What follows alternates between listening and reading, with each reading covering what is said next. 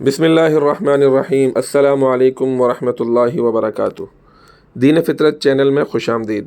آج کا ہمارا موضوع ہے افضل صدقہ، یعنی اس وقت کا صدقہ جب آپ کو خود کمی ہونے کا ڈر ہو، فقر کا اندیشہ ہو۔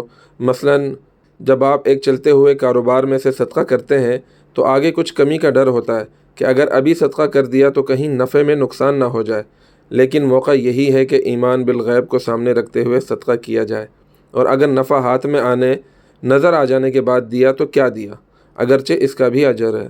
مثال نمبر 2، خواتین نے گھر میں اچھا کھانا بنایا، اب اگر تازہ سالن جس سے مہک آ رہی ہے کسی کے ہاں بھیجا تو اندیشہ ہے کہ گھر والوں کے لیے کم نہ پڑ جائے، جبکہ اصل ایمان بالغیب کے ساتھ خرچ کرنے کا موقع یہی ہے۔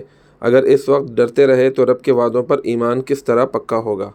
اور جب رات کو سالن بچ گیا جس میں سے مہک نہیں ہمک آ رہی ہے، اور صبح کسی کے ہاں بھیج دیا یا کام والی ماسی کو دے دیا تو کیا دیا، اگرچہ اس کا بھی ثواب ہے، لیکن افضل صدقہ وہی ہوگا کہ دیتے ہوئے دل میں کچھ کھٹکا بھی ہو، کچھ امید بھی ہو۔ یہ خیالات مفتی نعیم راشد صاحب کے ہیں، جو مکتبہ اہل حدیث سے تعلق رکھتے ہیں اور جامعہ مسجد عمر فاروق شاہ فیصل ٹاؤن کراچی میں خدمات سر انجام دے رہے ہیں۔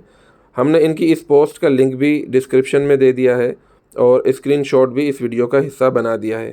بہت شکریہ، والسلام علیکم ورحمۃ اللہ وبرکاتہ۔